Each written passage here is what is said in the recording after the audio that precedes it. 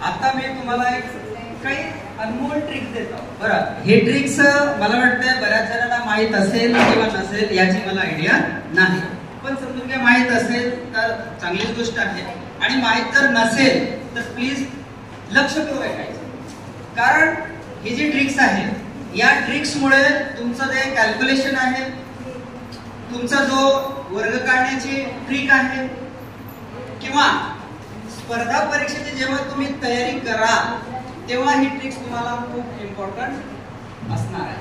ठीक आहे, बघा आता जनरली 1 ते 10 पर्यंतचे वर्ग सर्वांनाच माहित असतात असं मला माहित आहे. 9चा वर्ग कोणाला माहित आहे? माहित आहे? सगळ्यांना माहित आहे. जनरली 1 ते 10 पर्यंत सगळ्यांनाच माहित असतात.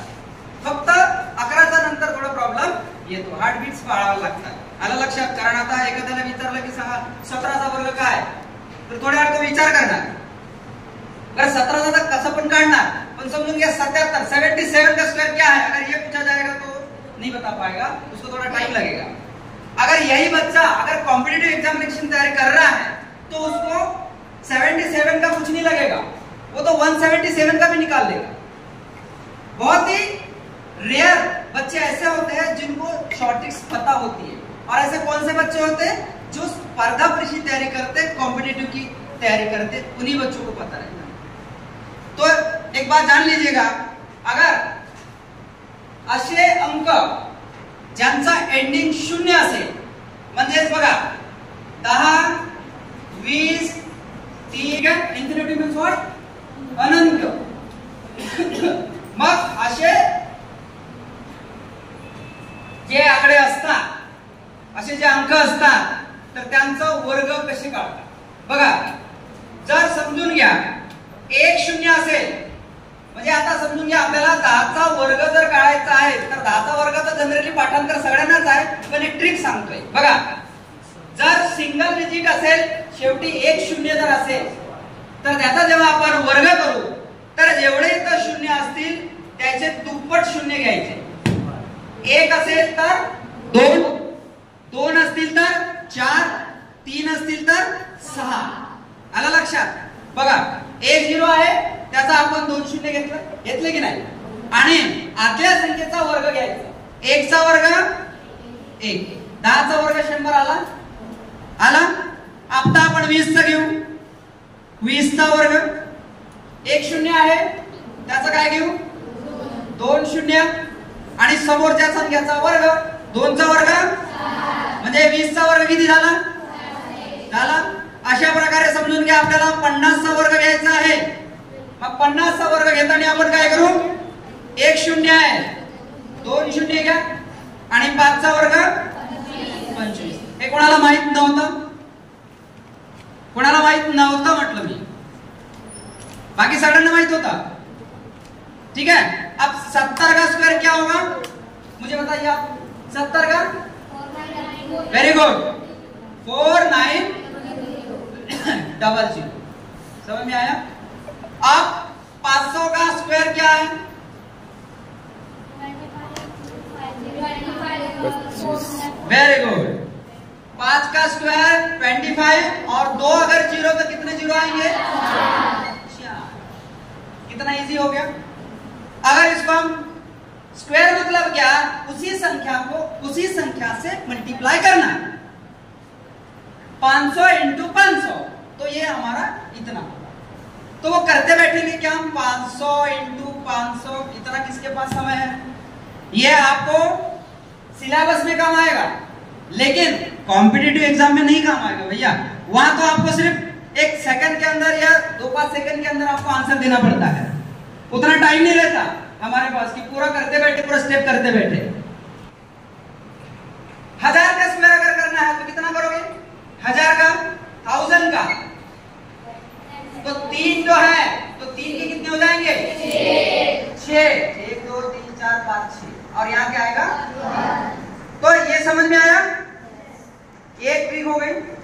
अब सेकेंड ट्रिक हम लेंगे. राइट डाउन कर लीजिएगा अगर जिसको पता नहीं है. अब एक नॉर्मल क्वेश्चन आपसे पूछता हूं, 25 का स्क्वायर कितना है? 625। किसको पता नहीं था? Raise your hands. किसको पता नहीं था? सबको पता है? आपको पता है? आपको? अरे बोलिए ना, बोलिए आपको। अब देखो इसको निकालते कैसे? जनरली हमने कैसे पढ़े हैं, मतलब पढ़ते आ रहे हैं 25 इंटू 25, ऐसे पढ़े हो ना आपने? हमने भी ऐसे ही पढ़ा है। हम भी जब 5वीं कक्षा से पढ़ते आ रहे हैं तो हमने भी ऐसे ही पढ़ा है। हमारे भी मैडम ने ऐसे ही पढ़ा के रखे हैं। लेकिन वो इंपॉर्टेंट भी है क्योंकि बेसिक हमें आना चाहिए। जब तक ये बेसिक नहीं आएगा तब तक ये शॉर्टिंग नहीं आएगी। समझ में आएगी नहीं? हम मकान बांधते हैं ना, तो पहले तो बेस बांधा जाता है कि डायरेक्ट दीवार खड़ी करते हैं? पहले बेस बांधा जाता है ना। तो बेस इंपॉर्टेंट होना चाहिए। और हमारा बेस कहाँ इंपॉर्टेंट होता है, कहाँ मजबूत होता है? स्कूल लाइफ में। जैसे अभी आप पढ़ रहे हो 10वीं कक्षा, 12वीं कक्षा, 11वीं कक्षा, तो ये हमारा बेस है। अगर इसमें हम परिपक्वता नहीं लाएंगे तो हमारी दीवार खड़ी नहीं होगी। समझ में आया? अब इसको कैसे सॉल्व करते देखिए। ये हमें नहीं करना है बेटा, अभी ये हमें नहीं करना है। अभी हमें करना क्या है देखिए, ये 5 है, जिसका डिजिट, जिसका फर्स्ट यूनिट अगर 5 हो तो उसका स्क्वायर कैसे निकालते? ध्यान दीजिए, ये अगर 5 है तो इसका स्क्वायर निकालेंगे 25, क्योंकि 5 का स्क्वायर हमें पता है 25 होता है, बराबर है। उसके बाद में क्या करेंगे, इसके पहले का जो डिजिट्स रहता है उसके लास्ट मतलब उसके बाद का डिजिट लेंगे, मल्टीप्लाई में। 3 इंटू 2 6 लिख दिया हमने, 625। समझ में आया? अब 75 का हमें करना है। अब 25 का तो हमें पता है 625, 75 पता है क्या? नहीं पता, लेकिन हम निकाल सकते हैं बेटा 2 सेकंड में। 2 सेकंड में निकाल सकते हैं ना? कैसे? 5 है, कितना करेंगे हम? 25। और यहाँ क्या करेंगे? 7 इंटू 8 56। कितना इजी हो गया? हुआ कि नहीं होगा? अब देखिए, एक मैं बात आपको बतलाता हूं। कोणत्याही संख्येला जर 11 ने मल्टीप्लाय करायचं आहे, ध्यान दीजिएगा, किसी भी संख्या को अगर हम 11 से मल्टीप्लाई करते हैं तो 1 या 3 सेकंड के अंदर हम उसको मल्टीप्लाई कर सकेंगे।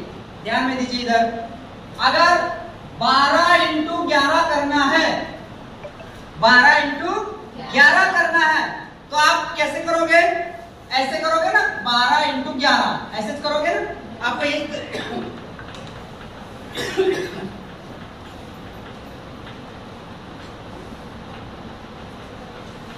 हम सबको पहले से यही स्टेप पता है, मुझे भी पता थी, लेकिन मेरी स्टेप कब चेंज हुई? जब मैं कॉम्पिटिटिव एग्जाम में उतरा तब। क्योंकि बेटा आप ये ऐसे करते रहोगे तो आप अकेले ही नहीं हो कॉम्पिटिटिव में, हजारों बच्चे हैं। जिसकी स्पीड ज्यादा वही आगे बढ़ सकता है कॉम्पिटिटिव में, और जो सोचेगा कि मैं तो ये कर लूंगा लेकिन मुझे टाइम लगेगा, तो बेटा पीछे रह जाएगा। कॉम्पिटिटिव एग्जाम में कोई फर्स्ट नहीं आता, कोई लास्ट नहीं आता। कॉम्पिटिटिव एग्जाम में कोई फर्स्ट नहीं आता, कोई लास्ट नहीं आता। आज अगर कोई लास्ट है तो कल वो फर्स्ट आएगा, कल आज अगर कोई फर्स्ट है तो कल लास्ट आ सकता है। लेकिन 10वीं वर्ग में वैसा नहीं है। 10वीं वर्ग में वैसा नहीं है। वहां यहाँ रैंक रहती है, फर्स्ट, सेकंड, थर्ड। वहां कोई रैंक नहीं है, वहां कोई आउट ऑफ नहीं है। वहां तो ऐसा है, आपको अगर आगे चलना है तो हर बार फर्स्ट आना चाहिए, हर बार फर्स्ट आते हैं। अब देखिए, मैं बोल रहा था कि 12 इंटू 11 इसको ज्यादा करने की जरूरत नहीं है, 132 होता है। ये देखिए, ये 14 इंटू 11 154 होता है। अब एक कैसे, इतना फास्ट कैसे आता है? ध्यान दीजिएगा, अगर किसी भी संख्या को 11 से मल्टीप्लाई करना है तो ध्यान दीजिएगा, ये 1 को इधर लिखेंगे, ये 4 को इधर लिखेंगे, और 4 और 1 5 इधर लिखेंगे। Simple way, simple way. अब देखिए, 11 चौरे 4 की 4 हातची 4, 11 1 11 अधिक 4 15। आला ना? 154 आया? आया? अब इसी संख्या को अगर 16 इंटू 11 करेंगे तो कितना होगा बेटा? 176 आया। कितना सेकंड लगा आपको आंसर देने में बताइए? 1 सेकंड भी नहीं लगा। इसके पहले स्टेप पता थी? नहीं पता थी। इसके पहले हमें क्या पता था? 11 1 जा 11, 11 2 जा अमुक तक, कितना पता था। लेकिन ये वाली सॉर्टिंग पता था। कॉम्पिटिटिव में ये पढ़ाया जाता है। आप कॉम्पिटिटिव में आपकी स्पीड मायने रखती है, कॉम्पिटिटिव में आपकी स्किल मायने रखती है।